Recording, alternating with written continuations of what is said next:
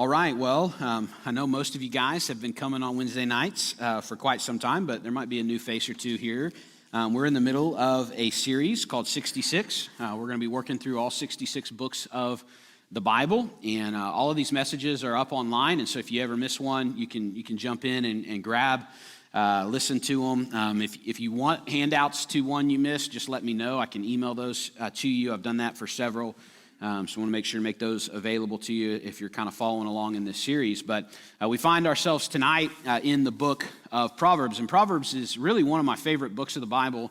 I have many favorites, but it's one of my favorites. I did a whole series on the book of Proverbs, I think on Wednesday nights, maybe 4 or 5, even 6 years ago. And I was looking online. All those messages are up online, so if you ever want to go deeper into the book of Proverbs, you can do that because we're really just kind of doing an overview, a flyby each of these books. But you know, we've all heard various proverbs in our lives. Some of them are biblical, and some of them are not, and we might even think they're biblical, but they're not really found in the Bible. Things like a penny saved is a penny earned, or early to bed, early to rise makes a man healthy, wealthy, and wise. God helps those who help themselves. I mean, we've heard little sayings, little proverbs like these, short, little pithy sayings that help us live better, right? They're easy to remember. We call them proverbs. And if you heard that list of sayings that I just repeated and wondered, well, what do all of those have in common? Well, all of those that I mentioned, they are all similar in this respect. Not one of those is in the Bible. You might think they are, and the concept might be taught in the Bible, but those actually are not Bible verses. Today, we're going to talk about proverbs that are actually in the Bible. We're not going to, of course, cover every single one of them, but we're going to look at a lot of them. And the book of Proverbs consists exactly, it consists of exactly what its name is, of these proverbs. And so what I want to do tonight is kind of show how some of them are connected thematically, and some of them kind of stand on their own just by themselves. I want to consider what Proverbs actually are, what they're not. There's a lot of misconceptions out there. In fact, just this week, had one of our staff members that was listening to a video on social media and said, "Hey, come listen to this. I don't know if this is true," and it was a lady who was talking about the Proverbs. She didn't know that I was getting ready to teach on it tonight, and so listened to it, and it sparked a great conversation because there's a lot of misunderstanding about the Proverbs. You know, are they always true? Are they promises, or are they principles? And we're going to look at that tonight, and we're going to talk about that. We're going to talk about kind of a method for interpreting this genre of scripture, this specific kind of wisdom literature, and then we're going to look at some of the themes that kind of come out of, as I mentioned earlier, some of the themes that come out in the book of Proverbs. But really, even more than all of that, and what really I tried to accomplish when I taught through this book several years ago, is more than just a bunch of kind of moral statements or principles to live by. The Proverbs fit into this redemptive historical context that we've been talking about, this crimson thread that runs all the way through the Bible. And at first glance, you might not see that. You might think, well, what does this little wise saying have to do with Jesus and the storyline of the Bible? Well, I really do believe wholeheartedly that the book of Proverbs, ultimately its goal is to point us to true wisdom that is found only in the person of Jesus Christ. So if you remember, if you were here several years ago when I taught through this book, I gave the whole book the title, Wisdom Has a Name.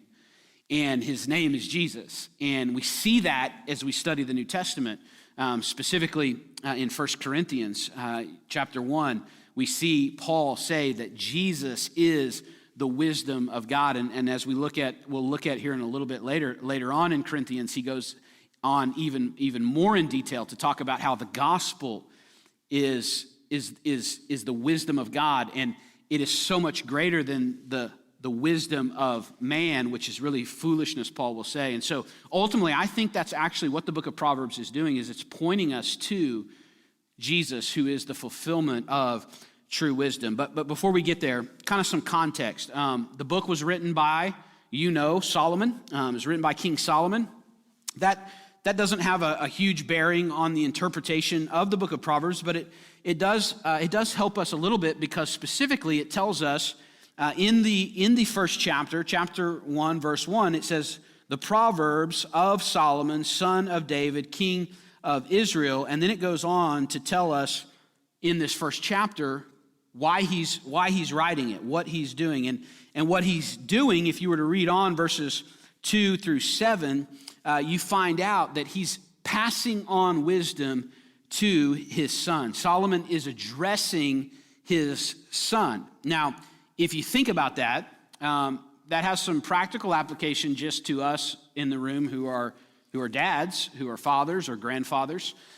We have kind of a pattern here of Solomon trying to pass on to his son what a godly man is to look like, and how to live life as a godly man. And so that's certainly here in the book of Proverbs. But specifically in context, Solomon is what? He's the king, right? He's the king of Israel. And how do kings work? Who's going to be king next? His son. So one of the things that we've talked about in this kind of thread that runs is what we're looking for is this king who's going to come, this Messiah, this anointed one who's going to rule, and he's going to reign perfectly. And so even more than just a general father passing on general wisdom to his son, which is there, you have the king of God's people saying, son, as the heir to the throne, as the one who's supposed to rule God's people in God's ways, here's what a godly king, a godly man who rules as king, here's what he looks like. And so when you begin to think about that kind of in the context of this crimson thread, ultimately we know that even the line of kings is building up and leading to who? Well, it's leading to the perfect king, King Jesus. And so what I believe Solomon is describing here to his son is going to be fulfilled ultimately in the person of Jesus, who will be the great king, who will rule God's people perfectly in holiness, in righteousness, forever and ever. And so I think it is significant that Solomon is the one who is writing this, and that he's passing this on to his son. So as you read through the Proverbs, like it doesn't read like the narratives, right? It's not a story, so it'd be really easy to read through it and be like, well, how does this fit with the plot line? But I do believe it really does, and I think it points us to Christ, who is the one who fulfills God's wisdom perfectly, and who will ultimately rule over God's people forever. So keep that in mind as you study the book of Proverbs. Keep that in mind tonight as we go through it. But what's the overall theme of the book? There's lots of themes, honestly. We'll look at some of these. I mean, you see a theme of the fear of the Lord. You see a theme of the power of the tongue. One way that you can study the book is you can kind of go through and put the Proverbs like together in those topics or in those genres. Receiving instruction, the sovereignty of God, honesty, marriage, sex, family, work, economics, generosity, friendship. I mean, they're on and on and on. There are themes that are covered in this book. But above all, and if you're kind of following along on your handout, above all, I would kind of sum up the central theme of this book with two statements that I think will serve as the entire theme of the book of Proverbs. The first is this: wisdom is fearing the Lord. Wisdom is fearing the Lord, being teachable, and having skill in godly living.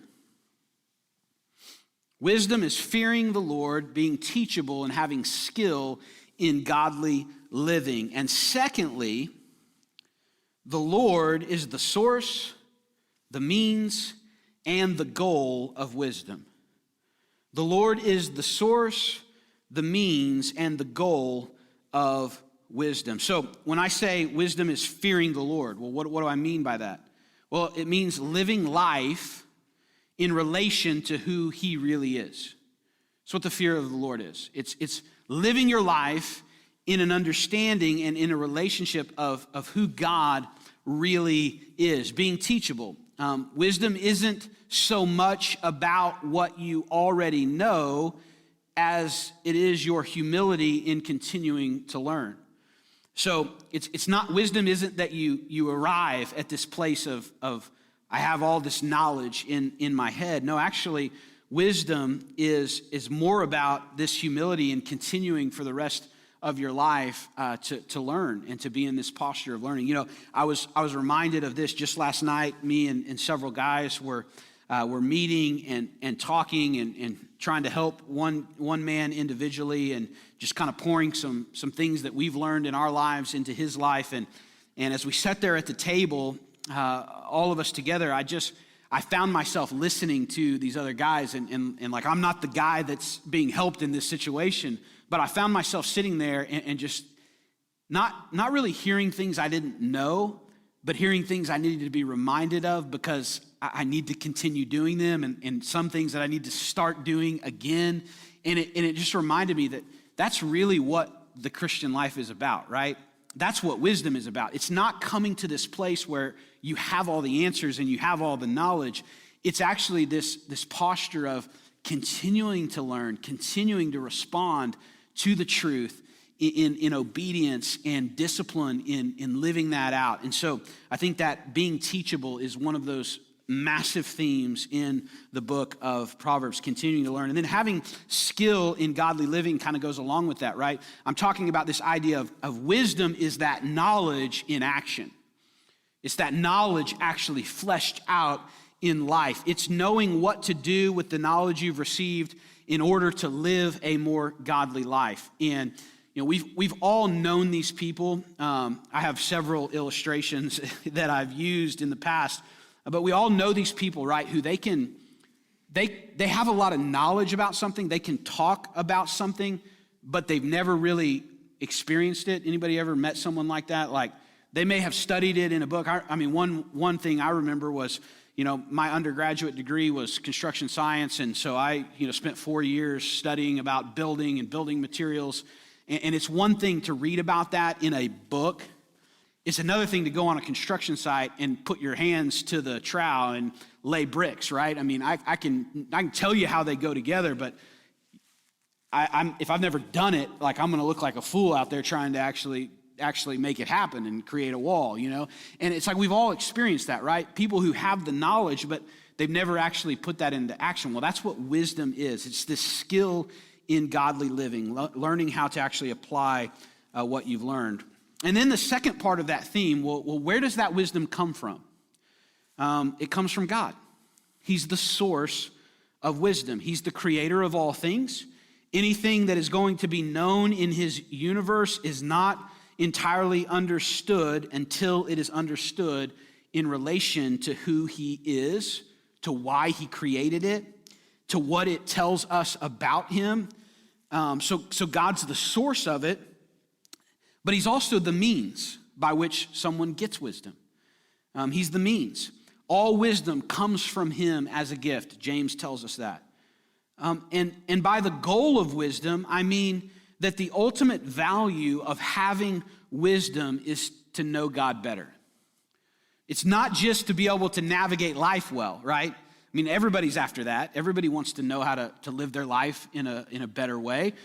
Some people are confused on what that looks like, but everybody's trying to navigate their life in a way that's going to benefit themselves. But that's not really ultimately the goal of wisdom. The goal of wisdom is actually to know God better, to walk in relationship with him. So that's what I mean by those themes. I think that's what's fleshed out in this book. I won't go over this kind of outline just for the sake of time tonight, but you can see that kind of a study outline for the book.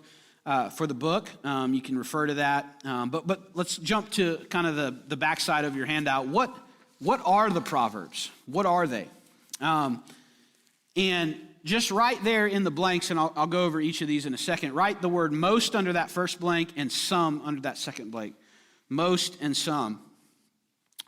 Most of the scriptures, not just the Proverbs, but most of the scriptures teach eternal truth about God, eternal truth about man, eternal truth about the world. But the Proverbs are a little bit different.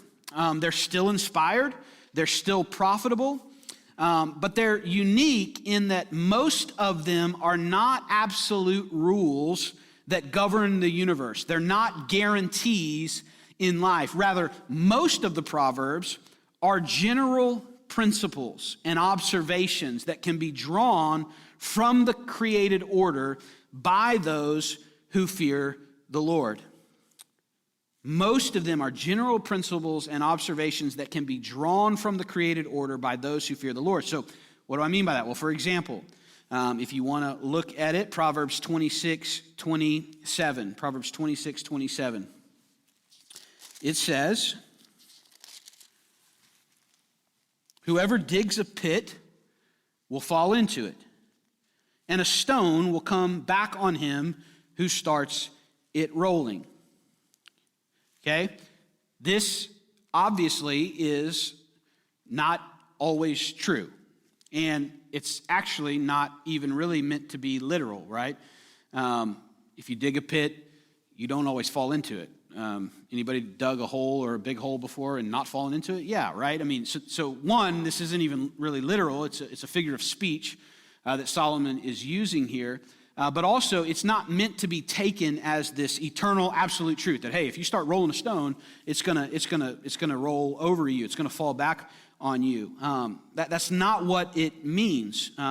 So, what is the proverb actually talking about? Well, it's actually talking about this idea of deceit.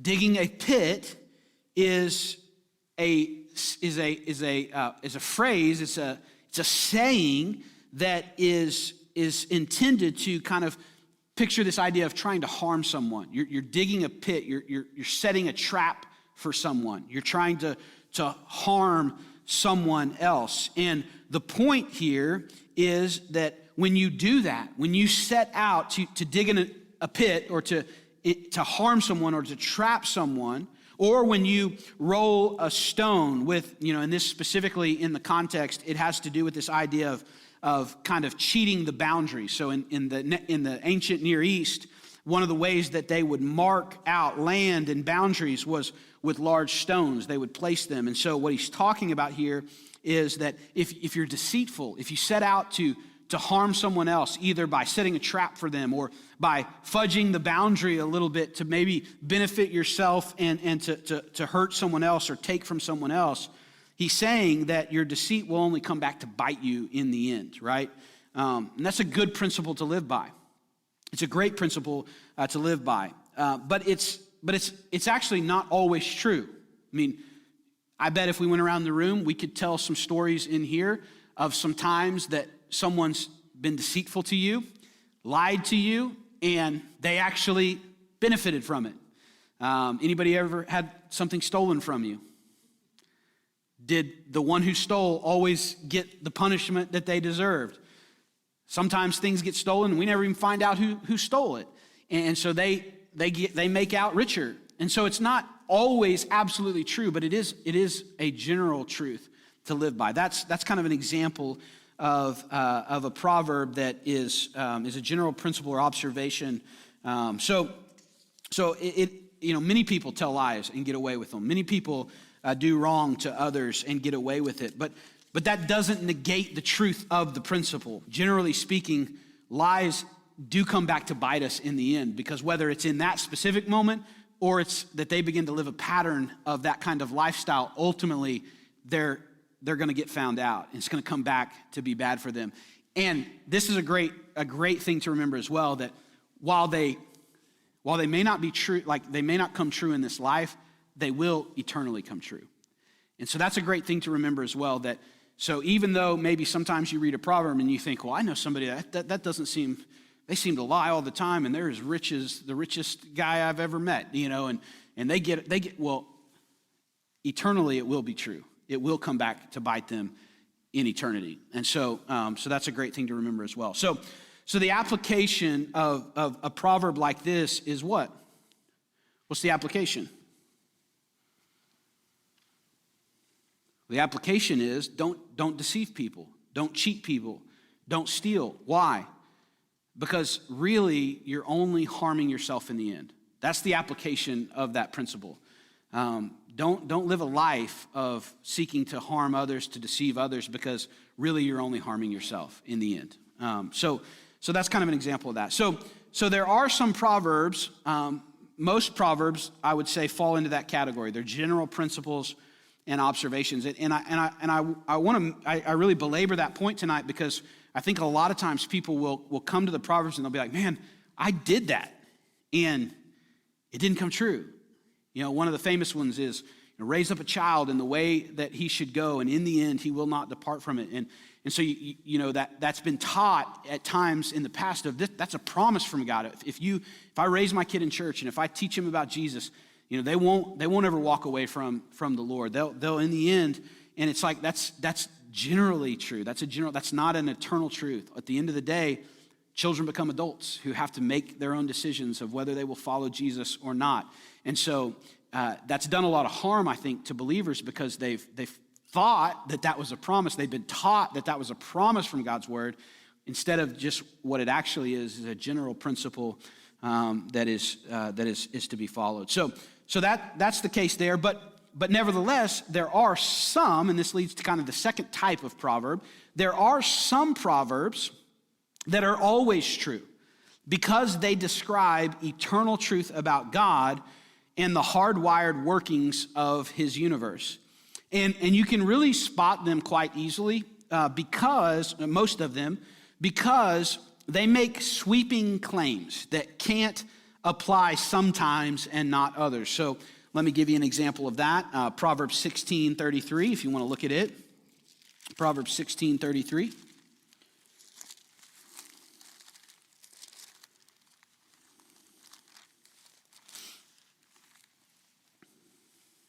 The lot is cast into the lap, but its every decision is from the Lord. So what's the word here that is kind of a sweeping word that gives you a clue that this is talking about everything, all the time? Right? Every decision. So the language in the Proverbs that speak to eternal truth, so the some Proverbs that do contain eternal truths that always strictly apply use that kind of language, right? Every decision is from the Lord. Well, what's this talking about? Well, this proverb is affirming the sovereignty of God, right? It's affirming the sovereignty of God, that God is above and in control of all things. And if he's not sovereign all the time, then he's not what? He's not sovereign. So we know that this is talking about an eternal truth because it's talking about the sovereignty of God. It says that every decision is from the Lord. That word every is an absolute giveaway. So this proverb functions more as a true saying than about a principle or some sort of advice. Another example of this, if you want to flip over, well, you don't even have to flip, just the next chapter, Proverbs 17, verse 15. He who justifies the wicked and he who condemns the righteous are both like an abomination to the Lord. I think it's the NIV says, acquitting the guilty and condemning the innocent, the Lord detests them both. Well, what is this about? Well, it's about God's delight in justice and his hatred for injustice. That never changes. It's not God isn't sometimes pleased with injustice and detests righteousness. No, that never changes. He's always righteous. The proverb would never make sense if he only sometimes hated injustice. So while most of the proverbs fall into that first category, some of them do fall into the second. While most are generally true rather than immovable laws of the universe, there are some that do speak, and they give clues to that whenever you read them. Well, let's kind of move on. How are the Proverbs interpreted? We talked about this a little bit a couple of weeks ago, three or 4 weeks ago, when we were in the book of Job, and we talked about Hebrew poetry and how Hebrew poetry uses a lot of parallelisms. We talked about how there's kind of some different styles of parallelisms that are used. And the Proverbs are Hebrew poetry as well. And so everything that we said in that study of Job applies here as well. The only difference is that really the Proverbs, for the most part, use contrasts. So the parallelisms that the Proverbs use are these contrasts. Well, if you remember, what are contrasts? Let me give you an example. Proverbs 10, verse 8. The wise in heart accept commands, but a chattering fool comes to ruin. So what's happening is it states it in the positive, and then it follows it up with the negative. So that's the contrast, right? Back and forth. So kind of a few steps to help us interpret the Proverbs. That's a great first step, is to ask, okay, is this a parallelism?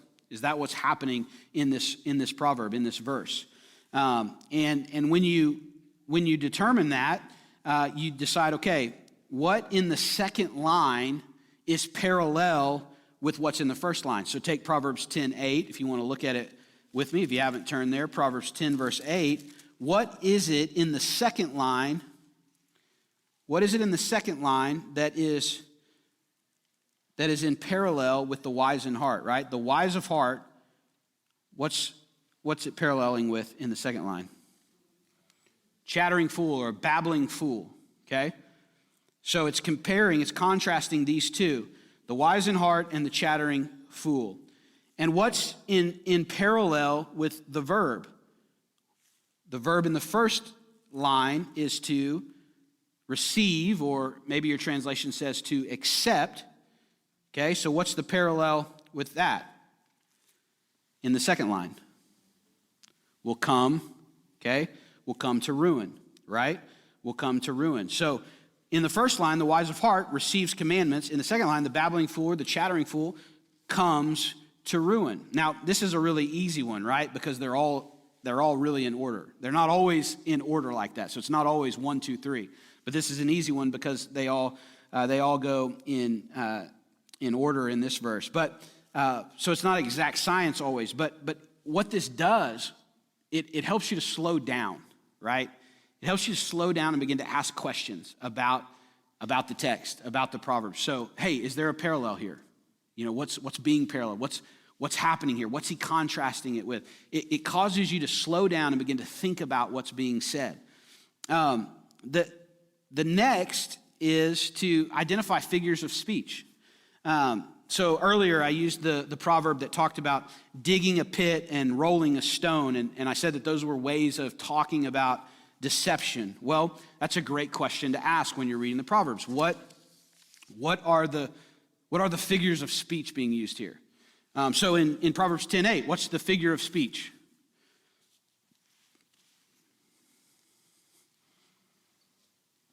What's one of the figures of speech here? Okay, wise in heart, chattering or babbling fool, right? Well, what's a chattering fool or a babbling fool? Somebody who does what? Who chatters a lot, who talks a lot, right? It probably means even further that one who talks so much that they never listen. They never stop to listen. Well, what does come to ruin mean? What's come to ruin mean? Do what? It's not going to be good, right? It's someone, they're going to come to a place of tragedy or trouble. Whatever relationship it is, right? This is talking about a dialogue. So it's talking about this one who's communicating, who's a chattering fool. Whatever relationship that is, whether it's with a spouse, with an employer, with a parent, if there's one who all they do is talk and they never stop and listen, they're headed towards trouble. They're headed towards tragedy. One of the other things that I think can notice in Proverbs 10, verse 8, is that this proverb has to do with superiors. It has to do with people who are in authority. Because it talks about receiving what? Commands. So it's talking about someone who's speaking into their life, whether that's God, whether that's a parent, whether that's an employer, someone who has the authority and the right to speak a command into their life. And so this proverb has really, I think, little to do with how we relate to our children or how we relate to our students as a teacher or strangers we meet in the world, because those aren't usually the type of people who give us commands, right? It has more to do with how we deal with those who are in authority. So look for figures of speech. It's a great way to help you understand and interpret the Proverbs. Third, I think just a great practice. This is a great practice really in any study of the Bible, is to summarize what it's saying in your own words. Write it out.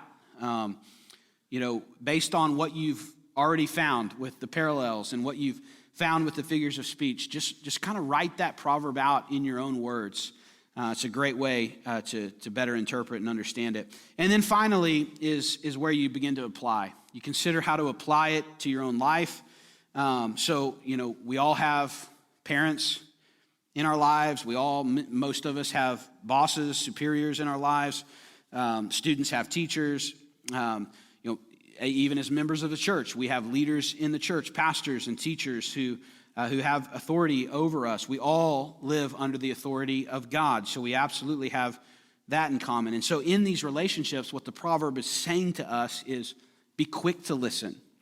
And when there's a command of truth, submit to that. Don't be a chattering fool who argues or bickers over those things. Instead, receive that command, and the proverb's saying you'll prove yourself to be wise. Now, again, this isn't an absolute law, okay?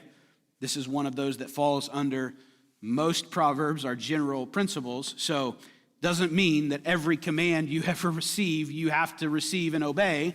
If someone commands you to sin, obviously you should not do that. If someone's using a command to abuse or to harm you, you should not do that, right? This isn't always true of every situation. So this is one of those that is it's kind of a general principle to prove to be true for those who are wise. So the real value in kind of those 4 steps that I laid out is it just makes you slow down. It's so easy, especially for those of us who have been in church and in the Word a long time. It's easy just to fly through the Scripture. And this helps us to really slow down, to ask questions, to begin to think deeply about what the Proverbs are saying to us. It's also helping us to really consider the original context of the Proverbs. And so it's often helpful. I do this a lot, especially in the book of Proverbs, as I look at various translations to see how it's translated differently. That can be very helpful as well. Because, for example, let me give you one for an example.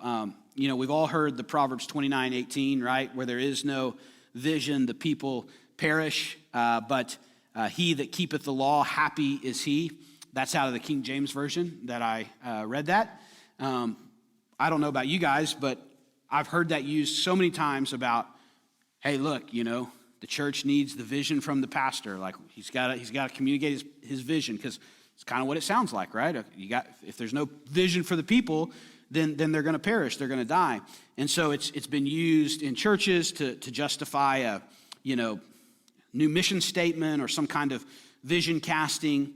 But the most modern translations in English actually translate the word vision as revelation, and they use the word perish as cast off restraint. So, for example, the NIV says, where there is no revelation, the people cast off restraint, but blessed is he who keeps the law. And that kind of gives it a little bit different meaning, right? Instead of this idea of just like some vision from someone, what's it actually talking about? It's like, no, when there's not the word, when we don't have God's revelation, that's when people begin to do whatever they want. They cast off any restraint. They begin to live life according to their own standards, their own desires, their own selfish wants. And so it's a reminder that we need to be tethered to not just some fancy vision statement, and those can be helpful and good and all. We have some of those, but at the end of the day, what we want to be tethered to is the revelation from God, his word. And so that's one of those areas where like kind of looking at different translations can actually be very helpful to understanding what is meant. So a little bit of framework to understanding, and we'll close with this tonight. It's kind of some guidelines for interpreting. But what do we find as we start getting into the book? These are actually kind of 4 basic themes that I see. And the first is contrast to wise living. One of the main characters in the book, you know his name? Okay, wisdom, and the parallel of wisdom is the fool or folly. Okay, so one of the main characters in the book is the fool. And according to the book of Proverbs, you can actually tell someone is a fool by what he thinks about discipline. Does a person welcome correction, or does he avoid it? The fool has a disregard for discipline. In some ways, you could say that the overriding characteristic of the fool is that he has no self-control. The fool in the book is not known simply for what he does or does not do, but by what he says. So in chapter 14, if you want to look there, verse 29, chapter 14, verse 29, whoever is slow to anger has great understanding, but he who has a hasty temper exalts folly. The NIV says a patient man has great understanding, but a quick-tempered man displays folly. A fool is quick to spout off whatever comes into his mind without thought to the impact of his words. So one of the things that we see in the book of Proverbs is a contrast, a parallel to wisdom, which is the fool, which is folly. So a great question to ask as you study through this book: do I say foolish things? I mean, we all do, right? But is the pattern of my life saying foolish things, speaking before I take time to really think and consider my words? Proverbs 17:28, even a fool is thought wise if he keeps silent, and discerning if he holds his tongue. I saw a video, I wish I would have had it pulled up to show you, but it was like this psychology guy that was talking about just communication. And he was talking specifically about in the context of business and meetings, and he said, people of power and CEOs and kings throughout history often were quiet, and they gave off the impression of being wise and really thinking because they just didn't speak a lot. He said, but the people who were always talking and always coming up, inevitably they'd eventually say something stupid, and it's perceived as weakness. And I was thinking about it, this was not a Christian, this was not a believer, this was totally just kind of a secular psychology video, and I was like, that's actually what the Bible says, like even a fool, if they'll just stop talking, will be perceived as being wise. And so why is that? It's because they're taking time to listen and to think, and they've made steps to control their tongue. So that's a great question to ask as you read through this. Do I tend to spout off too quickly whatever I'm thinking, whatever comes? Silence doesn't change your heart, right? But the ability to hold your tongue is a first step towards recognizing that your heart is generating that foolish speech. So it's not just because you're silent doesn't mean it'll change your heart, but it can cause you to stop and pause and to be able to recognize, oh, wait a minute, what's coming out, what's starting here and wanting to come out is foolish, is not wise. And so it's a great first step. But a fool is not only identified by what he says or does, but also by what happens to him. His own rejection of correction from the outside and his lack of discipline on the inside ultimately leads to his destruction and death. His hatred of wisdom finally turns out to be indistinguishable from a love of death. In chapter 5, verse 23, says he, speaking of the fool, will die for lack of discipline, led astray by his great folly. Essentially, fools are atheists because they have determined in their hearts to live. They may not say that with their lips, but they've determined in their hearts to live as if there were no God. The foolish, simple man is unable to discern good from evil. So we read in Proverbs chapter 7 that it is not the wise man who is led astray by the adulterous woman, but the youth who lacked judgment. Proverbs provides another contrast to wisdom through the sluggard. It's another character, right? The sluggard, the lazy man. He's pretty easy to recognize. You recognize him at first by his failure to take advantage of his present opportunities. He lets opportunities slip by. He makes excuses for himself along the way. One scholar wrote about the book that the lazy man does not commit himself to a refusal, but listen to this, but deceives himself by the smallness of his surrenders. So by inches and minutes, his opportunity slips away. I thought that was so good. It's not just that he's the fool and he refuses, but he deceives himself by the smallest of surrenders, by letting those moments, those opportunities pass by, slip away, inch by inch. I thought that was a pretty insightful summary. And I think when we think about that in the context of our own lives, we all have the tendency to be the sluggard, to be the lazy man, maybe even more than we realize it.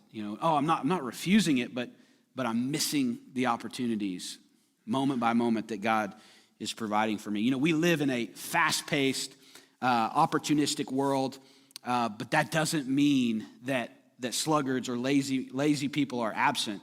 It doesn't mean that the person that's at the bottom of the power structure is the lazy man, the one that's at the bottom of the ladder. Is it not possible that those who let those opportunities slip away could be some of the most powerful and busy among us? Think about that for a moment.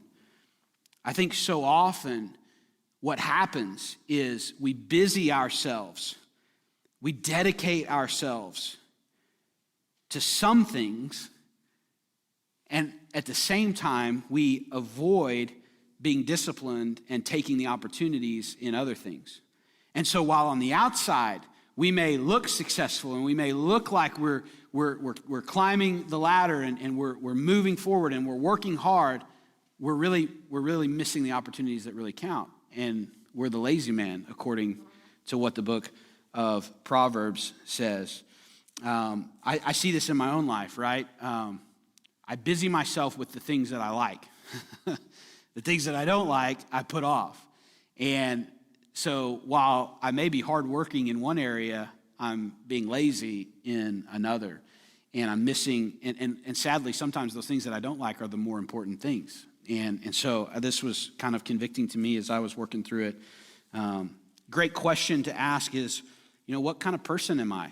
Am I the person that's always looking for the easy way out at work? I was joking today about I started working out again this week, right? It's Thanksgiving last week, and it's not good to me, and I hate working out. I hate exercise. I hate running. I was telling the guys in staff, it's like, I love deer hunting, but the part I hate the most is walking to the stand, right? I don't mind sitting as long as I got my cushion and it's nice and warm and cozy, but it's like, I think we all can have a tendency. Sometimes we may think of ourselves as being the hard worker, but do we look for the easy way out, especially on things that maybe we find more difficult? Do you finish projects that you begin? When you start your week or your day, do you tackle and finish the difficult projects first, or do you procrastinate? I'm tempted often to be the lazy man, even while dressing myself in the clothing of busyness, and I hope that others will perceive it as diligence, but I'm hiding those areas where I need to really allow the word to speak and change me. So as Christians, we've got to resist our culture's claim that the only point of working is to gain a life of recreation and leisure and comfort. The wise person sees work and life as an opportunity for imaging our creative God through producing and doing a meaningful work and displaying his glory to those around. We don't view work merely as a means to a relaxing end. We've got to view it as a way to image our creator God. So Proverbs does that. It provides these contrasts, but it does more than that. It also provides a context for wise living. Well, what do I mean by that? So you've got contrast to wise living. You've got context for wise living. The Proverbs has a lot to say about family, from marriage to parent-child relationships. And for all of us, we will or we have lived and experienced one of those contexts, right? We have family. We had parents, at least, even if you're not a parent to a child, you had parents. And so the wise and godly life, according to Proverbs, pays specific attention to the family and how it plays out in that context. The building block for family is marriage. The book speaks about romance between husbands and wives, speaks about faithfulness. It describes in chapter 31 a noble wife's character. But it also speaks of the relationship of parents to children. In fact, it's written from a father to a son. And it's not really preoccupied with the parents' provision of the children's practical needs, but more about the provision of the children's spiritual needs. So the main thing parents have to do for children is teach them. That's the main point of the Proverbs, to teach them how to live a godly life of wisdom, to provide loving correction. Proverbs 19, verse 18, discipline your son, for in that there is hope. Do not be a willing party to his death, right? Teach, discipline, correct, train your children. But then even beyond the family relationship, in that context, it speaks to another set of relationships, and that is that of friendship. It talks about friendships. It doesn't assume that all friends are good friends.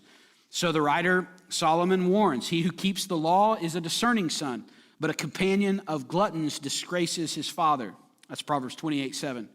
Then chapter 24, verse 1, do not envy wicked men, do not desire their company. So given our time we spend with friends, it isn't surprising that they influence us, right? Proverbs knows that. So Proverbs speaks to that. We can know that a short temper and laziness are sinful, but when we choose to be around friends who are marked by these sins, what happens? We begin to imitate them. It's almost like osmosis, right? We just absorb that kind of behavior. We all know that that is true. Proverbs teaches that. Just as bad friends can have an influence on us towards foolishness and evil, the Proverbs also speaks about how good friends can have an influence on us to wise living and to righteous living. Proverbs 6, real friends are sensible. Proverbs 3 and chapter 14 and 25, real friends are selfless. Chapter 10, real friends forgive. Chapter 27, real friends tell the truth to each other.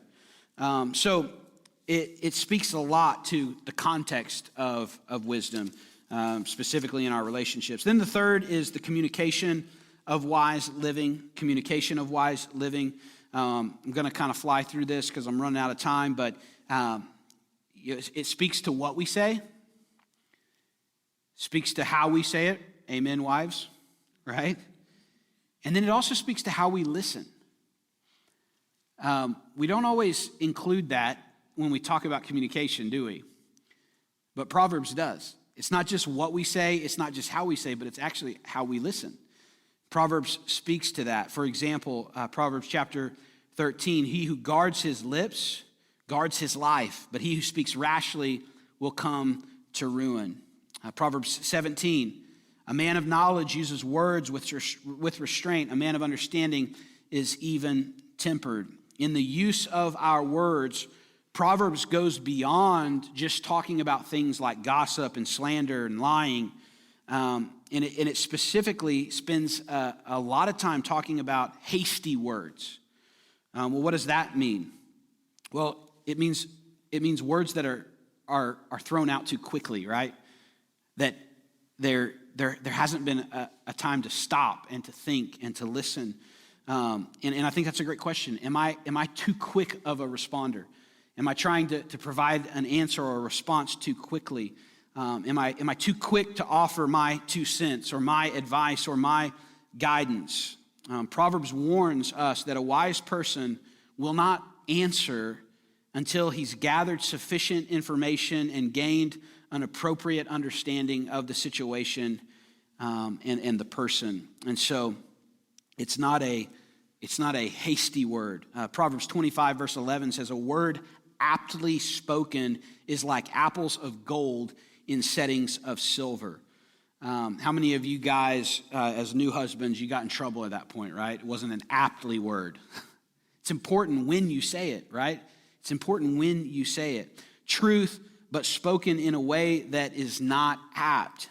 If you struggle to use your words in a wise manner, or if you think you already do use your words in a wise manner, do a study in Proverbs about just words, about communication. Ask a friend or your spouse, how do I do in relation to that? You know, am I too hasty in my communication? Then the fourth theme, I'm sorry, that was the third one. The fourth is the outcome of wisdom. Sorry, third was communication wisdom. Fourth is the outcome of wisdom. Proverbs teaches us a lot about living wisely in the present world, but it also teaches us more about what is to come. And so it teaches us that we're not static, we're not neutral creatures. Every day we are walking either towards life or towards death. So one of the things that is communicated is the path of the fool is headed towards destruction. The path of the wise is headed towards life. And so Proverbs 19:16 says, he who obeys instructions guards his life, but he who is contemptuous of his ways will die. The matters of Proverbs really are matters of life and death. We all be held accountable to God when we die. Death will come to all of us, but God will summon each of us to this final accounting. And what are we going to do when we get to this day? Are we going to work really hard in order to prove ourselves righteous and wise before God? I think sometimes people come to the book of Proverbs and they think, well, I just got to do all these things. If I keep this book of morality that teaches me what to do and how to live, then maybe I can save myself by living this kind of life. But ultimately, in the context of the Bible, we understand that that's not really true. Proverbs tells us that we're accountable to God for our sin, that God will judge us for our wrong actions, and ultimately it tells us that we got to confess our sins if we're to receive mercy. In Proverbs 16, verse 6, it says, through love and faithfulness, sin is atoned for. So we can't conclude tonight this book without asking, okay, well, so where is Jesus and the gospel in the book of Proverbs? Well, I've already told you, Christ is the very fulfillment of wisdom. But in Matthew chapter 12, verse 42, you'll remember this story. Jesus said that he is greater than Solomon in all his wisdom. No one, even as wise as Solomon was, no one understood this world like Jesus understood it. Now, the wisest thing any of us could do is to repent of our sin and put our faith in Jesus. Paul glories in the wisdom of the gospel. He marvels that the gospel is so wise that it supersedes all human attempts at wisdom. No matter how wise one thinks they are in earthly things, without the gospel, their wisdom is insufficient to know God. So Proverbs doesn't ultimately get into describing Christ's work on the cross for us. But we know that wisdom described here ultimately in perfection cannot be achieved by us. We won't do it. None of us have lived the book of Proverbs perfectly. None of us can live it perfectly.